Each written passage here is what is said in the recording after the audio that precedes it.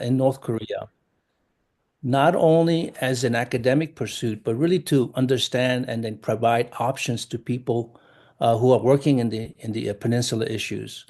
So geopolitical interests are also directly aligned with what we do. So we try to do research that helps inform policymakers, among others.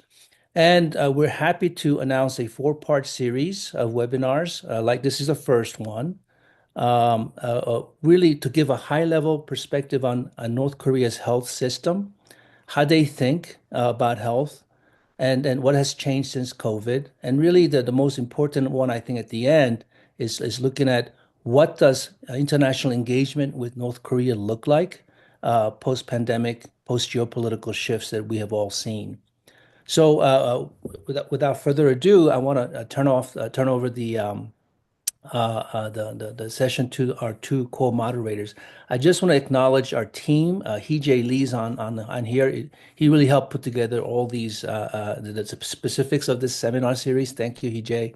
You'll meet some of the other members here. I want to thank our partners who helped put this series together: National Committee on North Korea, the 38 North, USIP, Council of Korean Americans, and Children of Korea. And thank you, all of you, for the partnership, and then all of you for attending. So we are going to be this initial session will be moderated by David Hong. He's a pediatric neurosurgeon.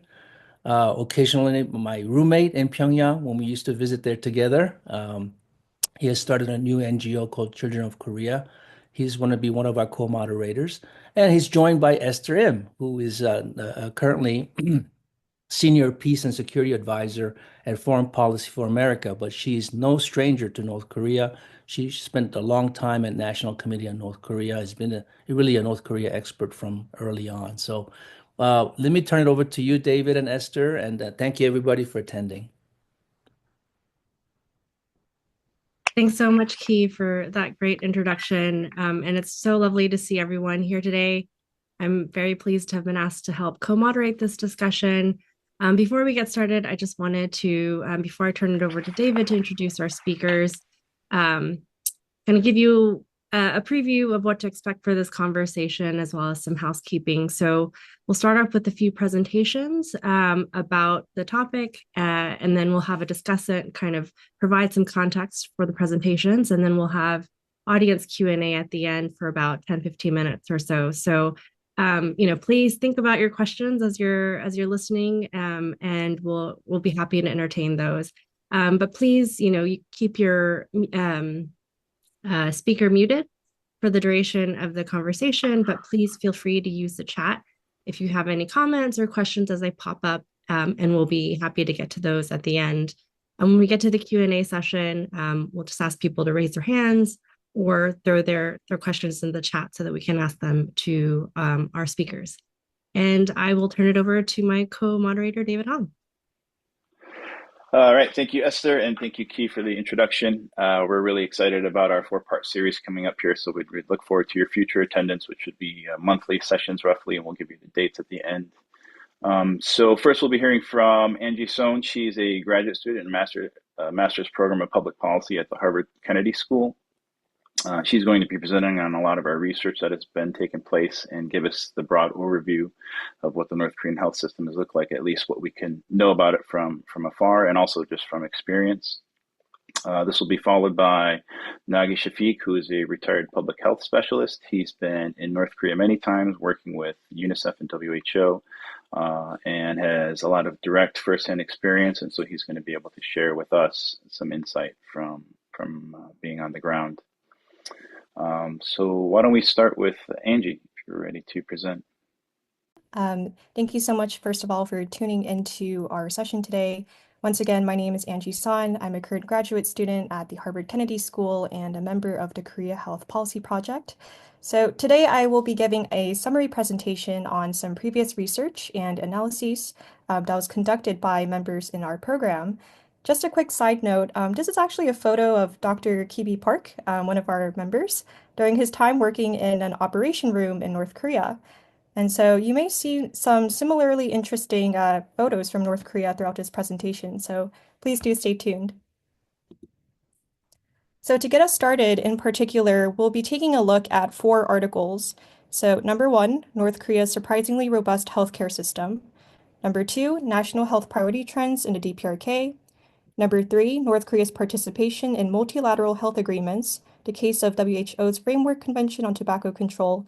And number 4, efforts to control tobacco use in the DPRK, an analysis of online media contents. So for reference, I will just be providing a summary of each of these articles in order to provide a base understanding for everyone on this webinar. Any questions you may have can be discussed later on, and our KHPP members can provide further insights. So with that, we'll begin with our first article on North Korea's healthcare system. This paper analyzed North Korea's public health system, in particular through utilizing the World Health Organization's Health Systems Building Blocks framework. So in particular, there are 6 main components of the building blocks framework, which you can see on the left side. So we have service delivery, leadership and governance, financing, health products, vaccines, and technologies, which refer to overall infrastructure, health workforce, and information management. And as you can see, these 6 building blocks help to assess what is in the middle, so overall safety, quality, coverage, and access of the public health system, which will then lend several benefits as listed on the right side. So in particular, we'll focus on looking at each of the 6 main building components. In terms of the first component, service delivery, as you can see, there are 4 levels in North Korea's healthcare system. So the first level are the health clinics at the ri or village level, as well as industrial health offices and emergency care offices. The second level are people's hospitals at the kun or county level. The third level are central hospitals at the do or provincial level. And lastly, the fourth level are central and special hospitals, such as those that provide treatment for conditions such as tuberculosis, maternal health, as well as specialty surgeries. I will go through this quickly. And so for our second building block, financing, despite the historical economic challenges that the country has faced, as well as economic sanctions, it should be noted that in 2016, North Korea spent about 6.1% of its GDP on healthcare, a notable figure compared to the average expenditure of 5.4% for low and middle income countries at the time. Furthermore, the government co-finances 15 to 30% of the cost for its long-standing national vaccination program with Gavi, the Global Vaccine Alliance. And anecdotally, one of our Korea Health Policy Project members, Dr. Ki Park, has witnessed evidence of investments in the health sector during his many visits to North Korea, including in particular renovated operating rooms at the Pyongyang Medical College Hospital, domestically designed artificial knee joints, and an operating prototype of a CT scanner. So this shows that despite these major economic limitations, the government still places an emphasis on investing in its public health infrastructure. Next, for our third building block, the workforce, to give some context on the medical training system in North Korea, there are 12 medical universities and 13 medical colleges with a fast-track program. There's also a pharmacy school and 2-year training program for nurses, midwives, and radiology technicians. It's important to highlight that North Korea has a notably high healthcare workforce density.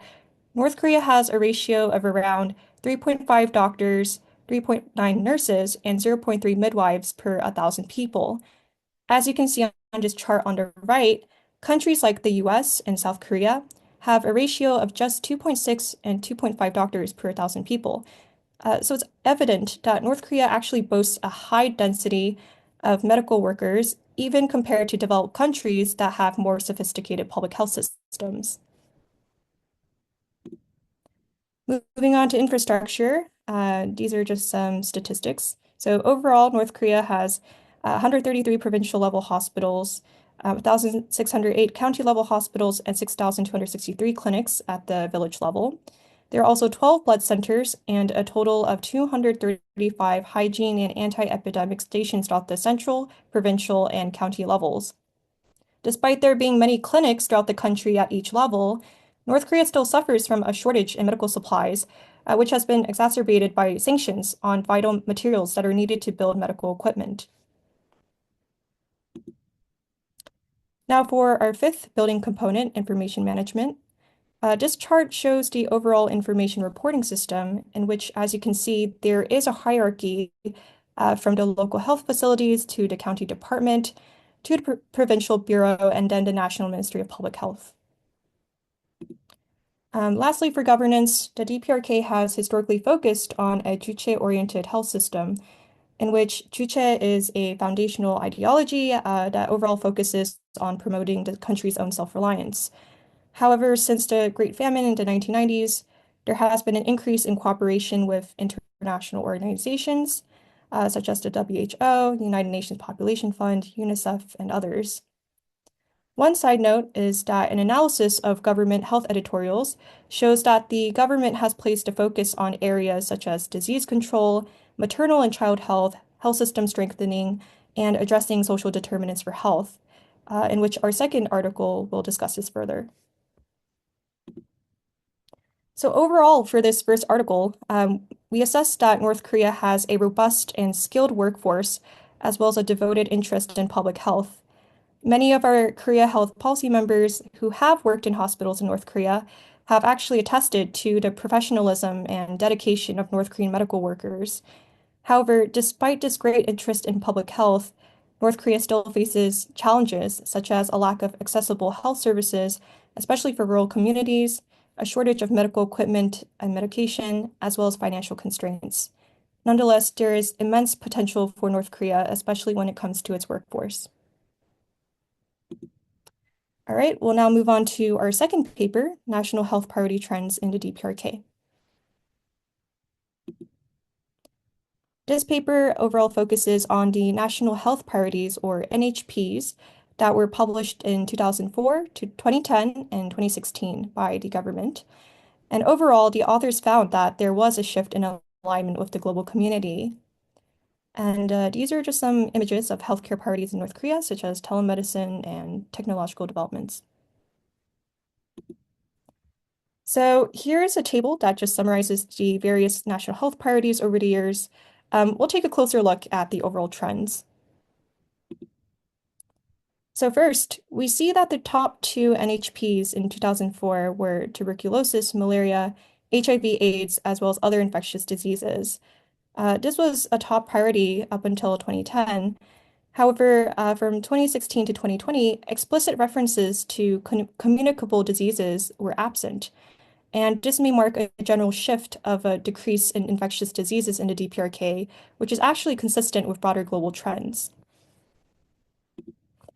Conversely, while communicable diseases have declined, there's an increasing emphasis on non-communicable diseases, also known as NCDs, such as cancer and cardiovascular disease.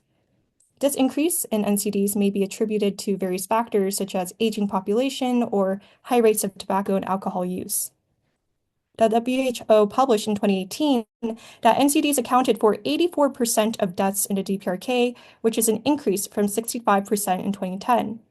Similar to communicable diseases, however, NCDs were not explicitly addressed in the 2016-2020 NHPs. Instead, they were simply reframed as a fourth priority to generally strengthen systems for the prevention and surveillance of disease. Moving on, maternal and child health also seem to decline in importance, with it occupying the fifth and fourth place for the first two periods, then completely falling out of the top five priorities since 2016. Nonetheless, there has been progress in this area. For example, the rate in low-weight births has decreased over time. Next, one interesting NHP that rose to sixth place was providing a safe and healthy environment. This shift coincides with two crucial timelines. One, the DPRK's ratification of the UN Sustainable Development Goals, and two, the ratification of the Paris Agreement. Thus, we've seen a stronger focus on environmentalism and its intersection with health. Interestingly, the implementation of telemedicine and information management rose to the top of the agenda over time. Actually, in 2019, the DPRK and WHO actually implemented a telemedicine network that covers 4 municipalities and all provincial levels, showing greater investments and efforts in this area. Next, medications, including production of Koryo or Korean tradition medicine, rose in importance over time. And the overall shift to ensuring local production of medicine also aligns with the country's goal of fostering a more self-sufficient healthcare system. Interestingly, for the first time, strengthening public health leadership and management was listed as an NHP in 2016. So with support from various intergovernmental organizations such as the WHO, North Korean scholars have been participating in overseas study tours and fellowships. So areas of training include participation in childhood illness management programs in Cambodia and Vietnam, traditional medicine training in China, and public health and maternal mortality training in Sri Lanka, Malaysia, India, and Thailand. Finally, it should be noted that the top priority since 2016 is to intensify the development of Juche-oriented medical science and technology. So as discussed earlier, this does signify an increased shift towards fostering independent medical capabilities. So in conclusion, overall, by looking at these trends, we see that there has been an increase in alignment with global health trends and priorities, but also an increased emphasis on fostering domestic self-reliance for the public healthcare system. All right, so I will now discuss the third paper, North Korea's participation in multilateral health agreements. This paper focuses on the case study of the WHO framework, in particular, the Framework Convention on Tobacco Control, or FCTC, which was first introduced in 2003. So Article 5 outlines the general obligations of the convention, which seek to curb tobacco use through implementing tobacco control strategies, establishing a tobacco control unit, reducing interference by the tobacco industry, providing public access to information, and instilling protections for public health policies. So looking at this graph, overall, the authors find that North Korea has fulfilled 69% of FCTC mandates, which places it at the global average for the percentage of mandates fulfilled by signatory countries. Notably, we can see that the DPRK achieves around the same percentage as nations such as Japan, Denmark, Peru, and South Africa. It also outperformed countries such as Belgium, Ukraine, and Slovakia. Perhaps this is a statistic that many would not have expected in the first place. It should also be noted that since 2018, North Korea has integrated tobacco control into its national health strategies and has established a tobacco control unit. In 2020, North Korea adopted a new anti-smoking law, which calls for stringent regulations such as listing smoking-free public areas along with stronger enforcement. Despite such progress, North Korea has failed to attain certain benchmarks and to provide details on implementation guidelines, although 80% of signatory countries did not fulfill this mandate either. One caveat is that North Korea's tobacco industry is a state enterprise. Therefore, the government has an inherent conflict between deriving profits made from tobacco versus the detrimental public health effects of smoking. This detail does add a bit more nuance on how we assess North Korea's performance in tobacco regulation. Overall, however, we see that there are often misconceptions that North Korea is unwilling to collaborate with the international community. However, North Korea has participated in not just the FCTC, but other global initiatives as well, including the 2021 Voluntary National Review for Sustainable Development, the World Health Assembly Resolution 68.15, which calls for strengthening emergency care as a part of universal health coverage, and the UN Convention on the Rights of Persons with Disabilities. Thus, we see that the DPRK has shown interest in the past in participating in multilateral agreements, especially when it comes to promoting public health. And finally, we will now discuss our last paper, which focuses on assessing tobacco regulation in the DPRK through the lens of media content. So in particular, this paper takes a look at online content from the DPRK government in order to understand its various methods for tobacco regulation. In particular, Empower is a framework tool from the WHO, which was utilized for this analysis. And so we see that there are various letters corresponding with different categories. So M, monitoring tobacco use, P, protecting people, O, offering help to quit, W, warning about dangers, E, enforcing bans on advertising, and R, raising taxes. For this paper's methodology, the authors searched for keywords in Korean related to tobacco regulation, such as tobacco, smoking cigarette, and smoking cessation, in which a total of 47 materials were found on DPRK websites. So as you can see here on this graphic to the right, this is actually an excerpt from a North Korean website that the authors analyzed. And so the annotations marked any sentences which included key terms related to tobacco cessation. And so here is a table summarizing the results in which we have the number of appearances and appearance rates for each of the Empower categories. And so in particular, we see that O, or offer help to quit, as well as W media, or warnings about dangers through mass media, were the most prevalent figures at 76.6% and 78.7% respectively. Meanwhile, interestingly, R, or raising taxes, is at 0%, but this is actually due to the fact that the DPRK does not have a tax system and tobacco products are sold at a price that is set by the government. But overall, from looking at this framework, we do see compliance in various categories. Interestingly, it should be noted that advertisements of tobacco products in news articles are strictly forbidden in the DPRK. Thus, we can say that advertising bans, or category E, are carried out thoroughly. Lastly, it should be noted that differing appearance rates among the Empower measures may not accurately reflect the actual level of efforts of the government, but perhaps it may instead reflect a level of interest from the media to promote such initiatives. Nonetheless, by taking a look at these various categories, it does give us a sense of how tobacco regulation is being promoted through the media.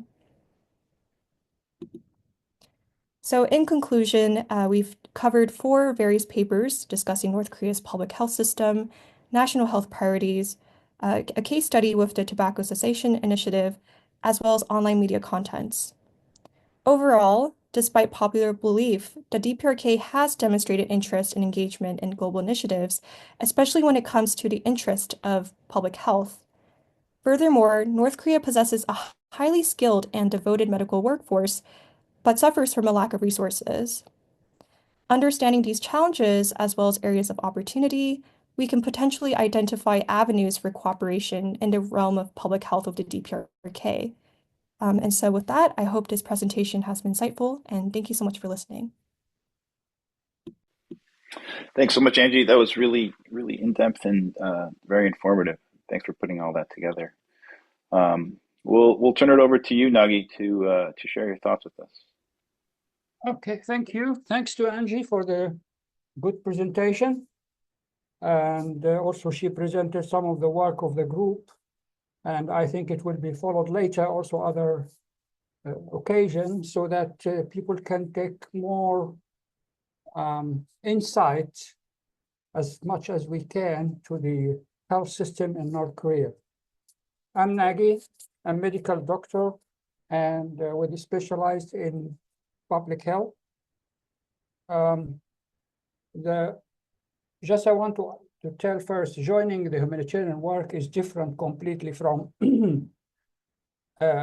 working in a hospital, wearing the white coat and dealing well-equipped hospital with patients. It's a choice, but comes with a price as well. Sometimes you go to places, difficult places, but it's necessary to reach the people who are really in need.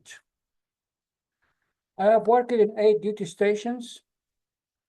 Many of them have things in common, but of course, each also have got its own peculiarity.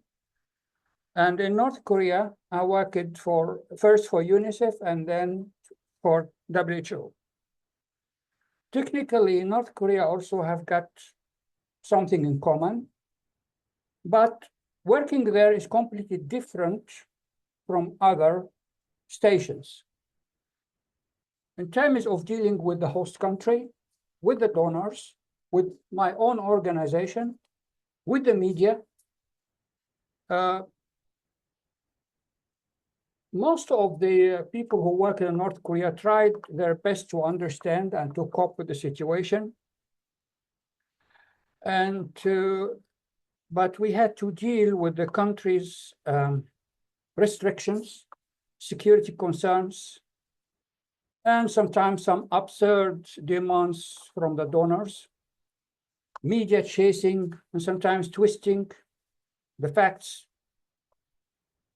and then fluid political atmosphere, tightening sanctions that affect our work.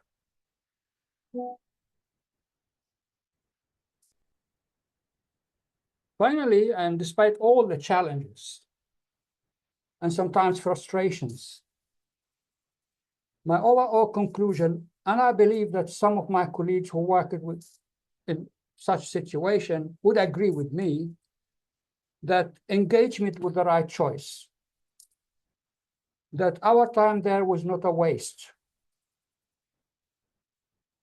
that the effort made helped it improve even a little the health outcome that could be sustainable through training and updating the knowledge of the Korean staff.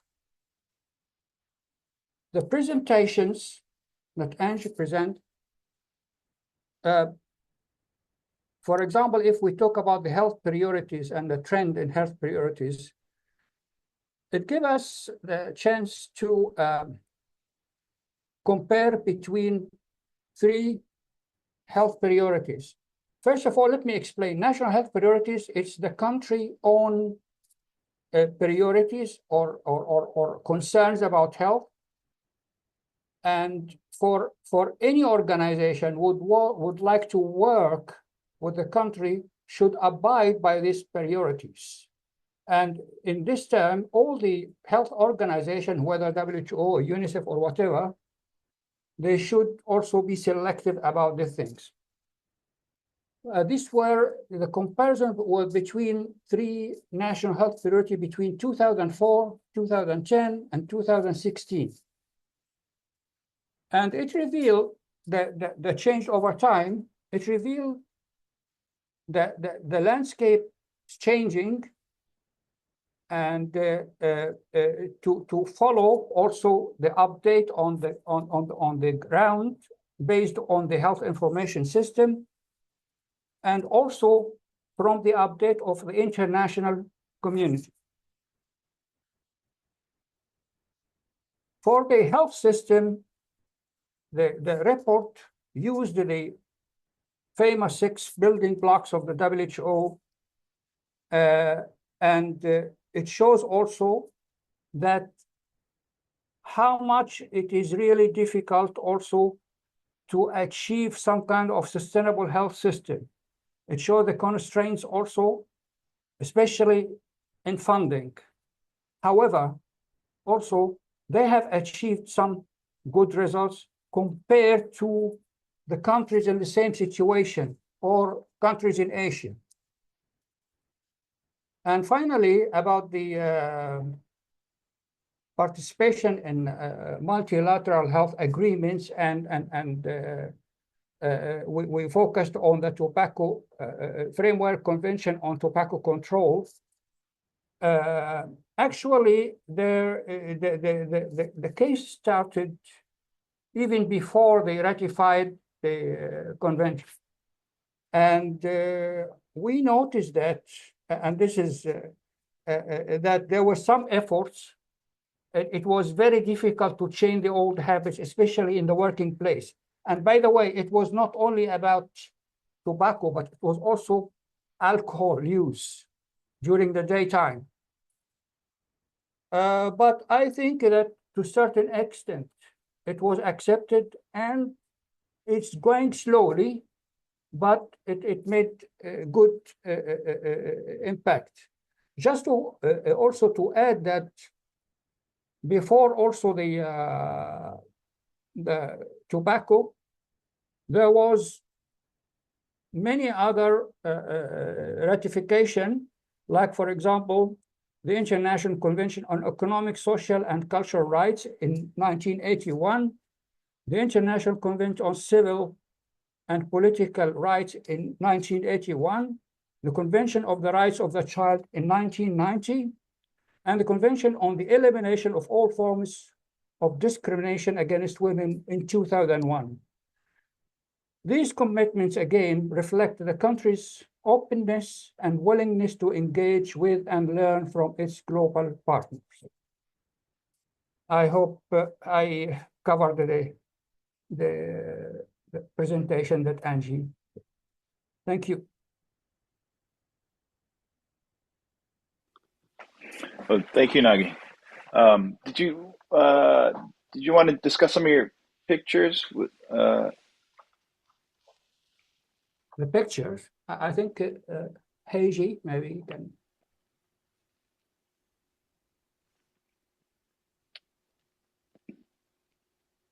Yeah, these are some of the pictures during my work there. There was one regional meeting on the right-hand upper one on the public health approach. And the middle one is about a temple in the mountains in the north.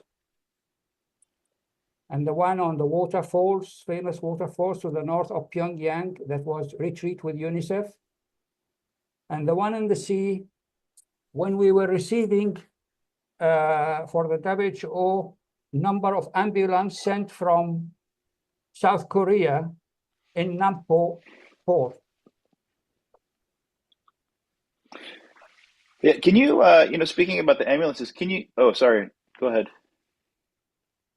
Okay, the one on the right-hand side, it is opening of training of IMCI, Integrated Management of Childhood Illness in the university, because there are two components, one after service and one pre-service. And this was the beginning of pre-service in the university for the doctors who are going to graduate.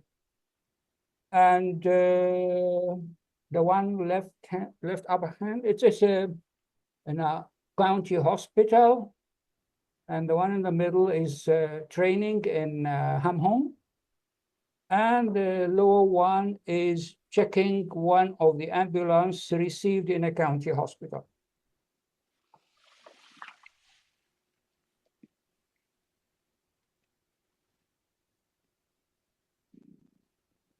I think that's all for the photographs.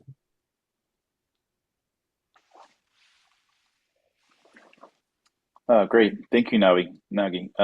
Really great to hear from you and your thoughts on this. I wonder, would you, can you tell us what you saw about the emergency care systems in North Korea? Because, we didn't get to talk about that very much. And I know it's somewhat limited, but I just was wondering what your experience with the emergency care and things like emergency rooms were on the ground. Well, there is a project for WHO for emergency care surgery. Are we speaking about that, or are we speaking about other thing? Oh, just kind of the status in country of how they handle emergency situations, if you were able to see. Well, from what I have witnessed from the technical capacity of the staff there, and with training and follow-up, I can say they are efficient. The main problem is the absence of medicine and equipment. That's the main problem. Mm-hmm. And I think that any doctor in the world, if he or she doesn't have the means to treat patients, he can't do much. Mm-hmm. Yeah, so with some of the other vaccines, there's this idea that North Koreans can develop some of the technology. We've seen some of the viral vector vaccines being produced in North Korea. Do you think the infrastructure is capable of producing medicines? Have you seen some development in that area in your time? If we talk about medicine, the first time I went to the pharmaceutical compound in Pyongyang. I was surprised because it was a very primitive thing. There was some organization in Germany sending raw materials, and the work was done by these raw materials, but it's not scientific at all, and it's not a good quality. After some time, there were consultants also know this better than us, and they trained them and they helped them. And then also came the Swiss company and had some kind of joint venture. And they made the first company there. It's called Pyeongsu. And actually, the quality was good. And the IFRC, the International Federation for Red Crescent and Cross, were buying this medicine and opened their own pharmacy. And they were selling and sending also to our health centers and some county hospitals. This is about medicine. But again, this is all stopped now because there is no raw materials, there is no regions for the laboratory, but the factory was working very well. And I think that it's also because of the sanctions, because the sanctions consider manufacture of medicine is chemical weapons. I think so. But the vaccination is something else. Also, when I saw where it was manufactured, it was a catastrophe, really. I can't believe it. But after that, I think there was some efforts to build better places and to give more information about this and some consultant. But again, I'm not quite sure about the quality of the vaccination produced right now. I cannot say much about it. Where do you think we could see the most impact if we were to have a change in sanctions, or what type of sanctions do you think we could modify in order to get an improved outcome? Well, you know, sanctions usually, for not only for North Korea, but for other countries, it doesn't work. It works only with the poor people. And I think that whoever imposed sanction think that push the people to make revolution and change the regime. I think that from my own experience, I think that engaging with them, whatever the price, will give knowledge and will let the people react with each other. And it's up to them to change their own country, their own life, not to impose change from outside. This brought catastrophe in some other countries like Libya, like Iraq, up till now. Yeah, I think that's really important. I think that North Koreans also are really very supportive of this idea that they want to develop for themselves, and this whole Juche philosophy that they are very strongly adhere to. And we see that in a lot of different areas in terms of just this political issue of weapons development. They want to make sure they develop on their own, but they're increasingly becoming self-reliant. And we see that in a lot of the medical care. And they're taking things into their own hands, like we saw in Angie's talk with developing CT technology and artificial implants. We've seen them create pedicle screws. The idea of Juche now, I don't think even people now, after all these years and all what happened, they believe that, they didn't say it, but practically they know that it can't be implemented like that. But maybe they for political reasons, but we know that you cannot 100% produce everything. You have also to live with the country near you and some exchange, something like that. And I think there is some change in ideas, but it will take time. Yeah, great, thank you. Well, why don't we can take some questions from the audience and get the ball rolling on that. In the meantime, while you're pondering and thinking, I'll put the dates of our future sessions in the chat here. And so we're looking at February 18th, March 25th, and April 22nd for our future sessions. Basically, these will all be on Tuesdays around at 9 a.m. And we'll be distributing similar sign-up links in the future for people to join. And we'll go from there. David, if I can join in, if I could just jump in here with a few questions to also help us get going. And Key and David, feel free to jump in here as well. But Angie and Nagi, I'm really struck by some of the presentation. You mentioned challenges. One of the bigger challenges, obviously, there's a lot of financing questions, access to medicine and equipment that are big challenges, but one of them you mentioned was access to rural areas. And, I suspect part of that is infrastructure related, access to, roads that can help enable healthcare workers to access rural areas. But, and that strikes me, the kind of interconnectedness of things outside of the healthcare system, right? Like infrastructure. And, I know this is also a big problem with other health carriers, like TB, treatment of TB also is impacted by access to clean water and adequate nutrition. I'm hoping if you could expand a little bit about that. What are some of these other kind of interconnected development challenges that you've seen in the healthcare system that has outsized impact on healthcare in North Korea? Is a question for me? Yes, please jump in. Okay. You mentioned about the rural areas, and you are absolutely right. It is mainly logistic things. That some of the areas are very difficult to reach, especially the mountainous areas. Also, lack of vehicles. The vehicles there are really maintained well, but also it cannot continue like that.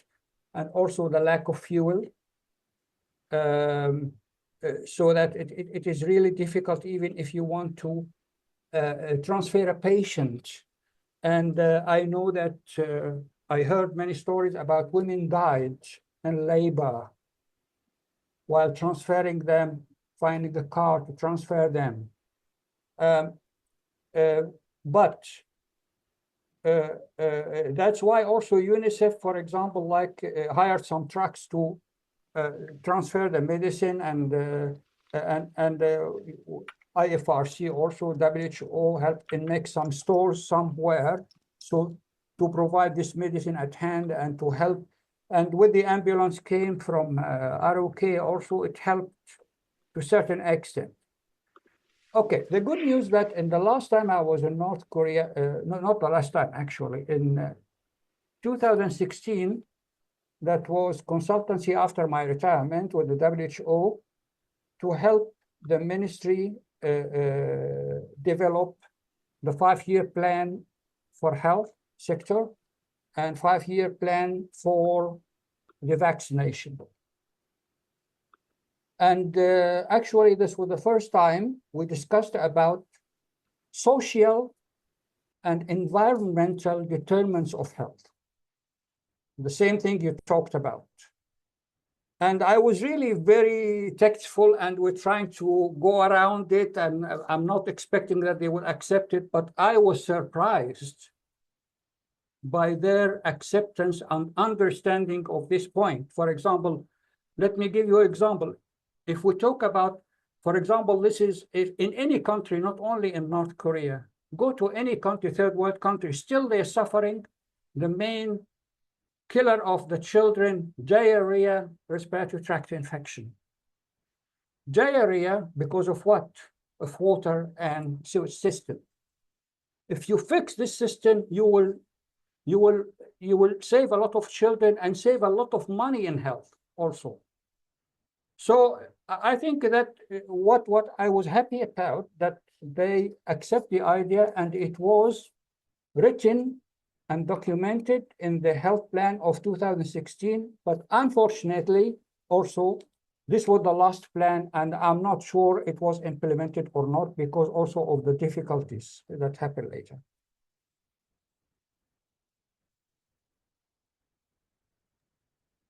Thanks, Nagi. So Nagi, as somebody who is an important voice in the medium-term strategic plan that the North Koreans drafted, how do you think the success of that plan has come at this point? Oh, sorry, we have a question from. We can. You want to take your question first, Hazel? We can let you speak here. Miss Hazel Smith, yeah, I know her. Hi there. I just want to say thank you for, first of all, for organising this. It's so interesting, and it's about time people paid attention to health. I'll try to be quick. I understand this is mainly for an American audience, and I understand the gist of this. The whole series is how can things move on to engage, to improve the health system in North Korea. And I would just say, to pick up on what Nagi's saying, the issue of sanctions is so important. It's not that the US of any government, maybe Trump will, is going to take off all sanctions, but it would be feasible to have a campaign, for instance, to do something about oil sanctions. One of the main, I don't think people actually realize the depth, the extent of the oil sanctions or the sanctions overall on North Korea. All vehicles are banned importing to North Korea. As Nagy said, almost all medicines are banned because of the packaging. No metal or wood is allowed in. But oil, the transportation, which is bad already, is just of course there's smuggled oil coming in. But these small things in terms of helping the overall functioning of the health services, the broader things would do as much as anything else when you've got a country, a population, and especially a child population, which is just bearing the brunt of these overall sanctions. I mean, it's the North Korean government is not going to. It does manage the health system to the extent that it can. It does have a public health priority, but it also has national security priorities. So we do have which is outside the scope of this. But within I think for Americans, particularly those working at Harvard University, who do have some impact, who would have a voice, moving in on things that are achievable because it's American foreign policy that's basically determining the sanctions and saying, look, well, this is the impact on the health system of these very major sanctions. There is a possibility that some change could be affected just through aiming at that aspect of policy. Sorry, I've tried to be brief. May I say something? You know that there is a good paper for Ms. Heather Smith about sanctions. And also when I joined UNICEF, I unfortunately, I came after she left, but I read one of the best situation analysis ever written in UNICEF, was written by Ms. Smith. Thank you. Yeah, thank you, Hazel. It's very important, always such a critical topic in the context of North Korea is the effect of sanctions and how far we should really be going. You know, we've seen, as Angie mentioned, direct firsthand experience seeing the sanctions limiting healthcare, and that's always a problem when the humanitarian side gets constrained by the sanctions. Nagy, I was curious to hear how you see North Korea's progress in terms of the medium-term strategic plan that you helped draft. You know, when it was published back in 2016, and seeing if you had any thoughts on our current status. You know, being now nearly 10 years out from the original drafting, if you think the North Koreans have been able to do much with that. Well, it's we did the plan. Also, we did the costing, and I think the difficult part is the costing, not the plan. And at that time, it was very tight in sanctions, and I think they managed to do something, but how much I cannot tell really about that.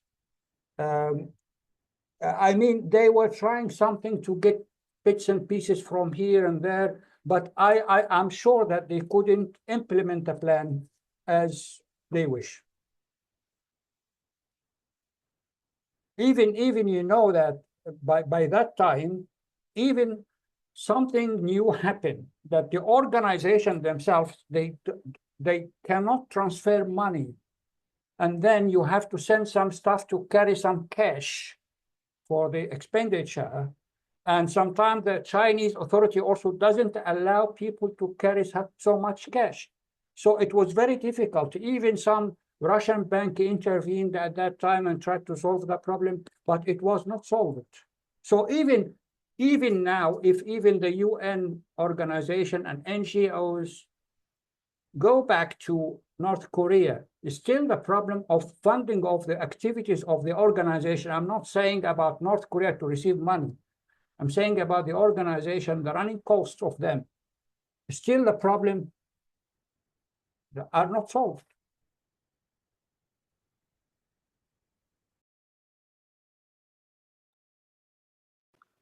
Nagi or Angie, I'm curious, you laid out the changes of the national health priorities of the DPRK, and I noticed they're kind of broken down into 4 to 5 year increments. And I'm curious, is there data about the kind of post 2020 period? Obviously, that's in the kind of COVID era, so maybe not. But in the absence of that, I'm curious if there's anything that you can kind of say about where you think those trends are going.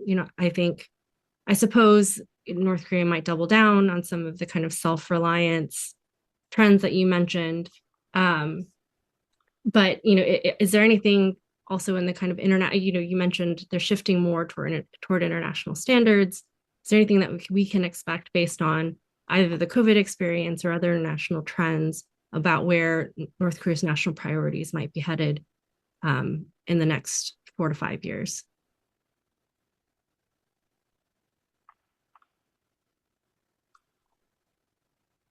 Angie, you want to? Or Oh, no, thank you so much. Just a disclaimer, I was just summarizing some prior research from our other members, but yeah, that's a really good point, Esther. Thank you for bringing that up. The fact that the pandemic has definitely kind of shifted the whole dynamic in the public health field. I would suspect that the self-reliant approach will continue. But then I'm also curious, and someone else can chime in, how the pandemic has also forced North Korea to, for example, work with China or try to rely on other nations for vaccines or other resources in the aftermath of the pandemic. I may add also that there was statistics for UNICEF and WHO conveyed by the government that for the first time,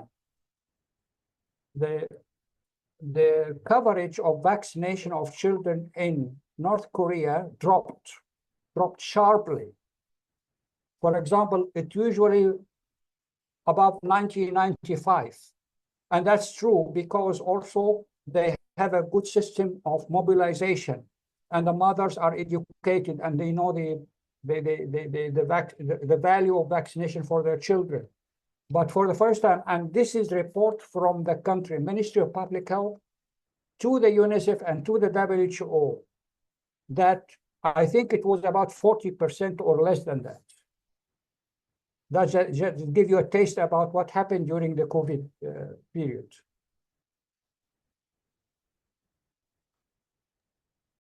As a follow-up to that, Nagi, I think I'm sure you get this question frequently, and I think it's probably across the board on North Korea, but how do you trust data coming out of North Korea? Public data, public health data, without people there to help monitor and corroborate, how do you evaluate the confidence in that information? Okay, first of all, I compare the health information system in North Korea with other countries I worked. I didn't see 100% perfect health information system in any country. And here, when we know that. And when we face this situation, we have to search for the reasons. Sometimes there are technical reasons, need training, need some measurement. For example, in Cambodia, I worked in Cambodia. I found suddenly in a group of villages, they have high level of diarrhea cases different from other places. Of course, if you see that, you have to investigate something wrong about the water, something, And then we found out it's a problem of definition. The definition in this villages is different from definition of this for the same disease, diarrhea, more than 3 times or 4 times. So it needs a training. It needs to have a system. This is just to start with. Of course, I agree with you that sometimes also politicians, they don't like to show the real result and consider it as insult for them that it should not.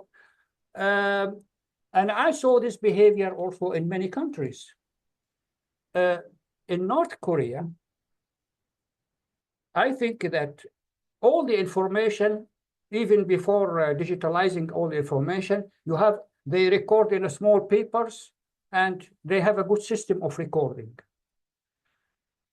The character of North Korea when dealing with you, they don't give you a false number. They said, you don't have a number. They refuse to give you the number, but they don't give you a false number like other countries. There are certain areas also they don't want to give numbers. For example, like if you ask about the budget or something like that, it's difficult also to get this. But I didn't see, and let me give you one thing also, because I remember that some people were skeptical about the 95–90% vaccination coverage. But Gavi usually sent checking group, go to the villages, go to some places and check the figures. They always find difference, but in the case of North Korea, the difference was minor. And there are reports. You can find it also on the internet. I'm not saying it's perfect, but with the engagement, with learning and training the staff, I think things are improving. But if we have the opportunity to continue more, I think more change will happen. But unfortunately, these things happen like COVID and all the things we cannot. Thanks, Nagi. Roberta, I think you have one of our last questions. We can turn to you.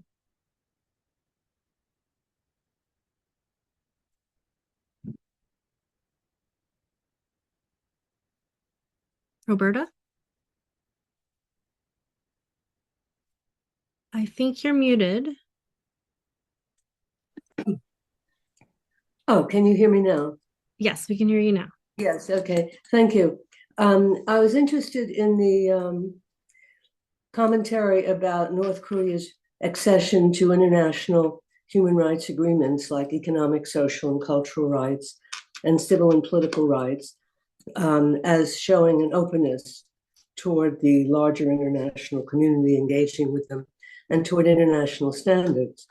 But I must ask, have you monitored at all the reports that North Korea makes or does not make to these bodies that monitor their compliance? In fact, the UN treaty bodies or the UN treaty bodies have really been in a difficult situation because North Korea has tried to withdraw from the civil and political covenant, and the UN has refused their withdrawal from that international standards. With regard to the economic, social, and cultural rights, the international humanitarian organizations on the ground have as one of their activities to assist North Korea in preparing reports of compliance. So my question really is, have you looked at their compliance level with these treaties and their reporting?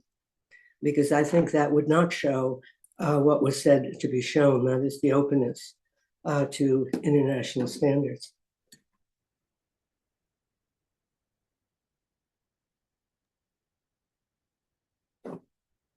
I don't know. This question is for me. Yes. I mean, if you want to take a stab at it, Nagi, yeah. No, because I cannot answer this question because my job description is, in the medical field and making some plan and doing it. So it's not, but there's some other organization who are, their work at this thing. So I cannot answer really this question.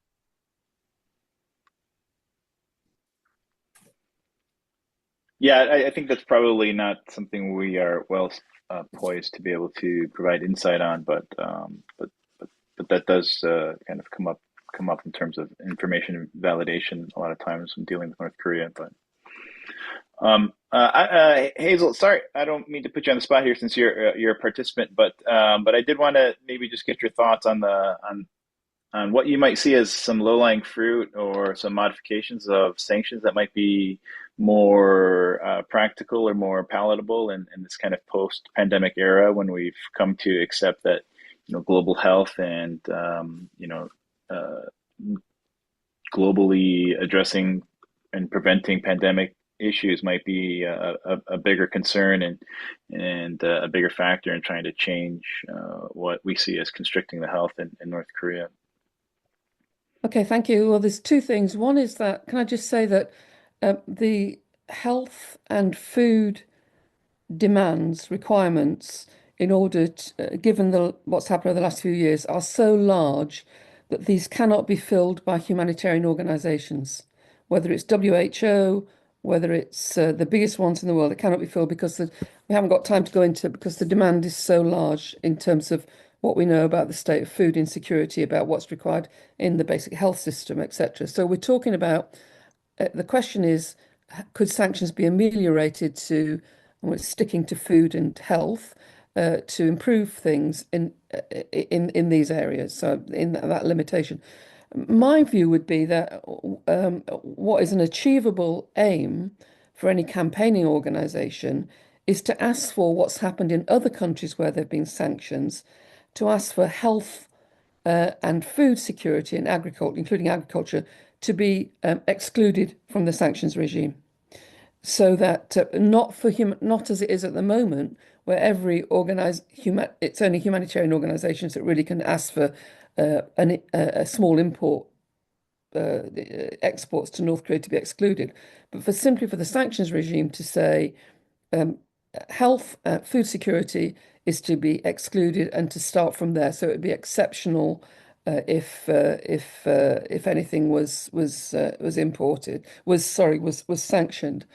We haven't got time to go into it now, but there have been international sanctions regimes that have adopted this approach, where exports are automatically excluded if, I mean, there have to be some regulation, but if they contribute towards these sectors, rather than having the highly punitive regime that you have at the moment, where a nail and a screw, believe it or not, any nail and a screw as part of any small humanitarian project has to be itemized in about 30 different columns, literally. So there are literally hundreds of thousands of columns that have to be filled in for an exemption form to be sent to the United Nations security, the sanctions panels, in order for something to be approved. Well, nobody can afford to do that. No normal NGO can afford to do that. And anyway, that only applies to the work of humanitarian organizations. And it's not that isn't, the problem is so large. Say you were talking about wanting to improve the health structure and its quality. I mean, the Nagi's quite right. And Angie's quite right. The technical training and the commitment of the health professionals is good, but the resources are non-existent in some places. I mean, I've been a patient in North Korean hospitals, in 2 or 3 hospitals, and I've worked in quite a few the clinics all around the country, in various parts of the country, as well as in Pyongyang. Even then, when there was UN support, it was the 90s and the 2000s, the limitations were dreadful, absolutely dreadful. So the thing is to have a regime which starts by saying, sanctions regime, health is excluded, health systems are excluded, and then that should be the deep, and that if, say, the UN is saying and the system should be not to be punitively enforced that, but all it should need is WHO or UNICEF to be saying that these things are necessary for the health system, and the things should, the sanctions should just not apply. Because I don't think we're going to get into a situation unless President Trump reverses policy towards North Korea, which he may do. I mean, he wants to get the Nobel Peace Prize for North Korea. He still wants to do that. So that might be possible, that the sanctions regime is going to disappear soon. But I do think campaigning could change the nature of it so that it would be less punitive. Yeah, agree. I think there's a lot of opportunity for us to be able to make some inroads here, and I think it would certainly help in on the engagement front. That's why we're kind of here today. With that said, I think we should probably wrap up here. We are at 10:05, just past the hour. Thanks very much again to Angie and Nagi for speaking today. Thank you to all the participants who were able to attend, and hopefully you've been able to gain something. Just want to highlight again that our next session will be February 18th, Tuesday, 9 a.m. And this will be focusing on how North Korea had managed the COVID-19 pandemic. We will distribute word later. And also this recording will be available online for those who are unable to attend, and you can review some of the slides that were presented here today. And once again, thanks to our partners, National Committee in North Korea, Council of Korean Americans, 38 North, U.S. Institute of Peace, and Children of Korea. We hope to see you all at the next session in about 1 month's time.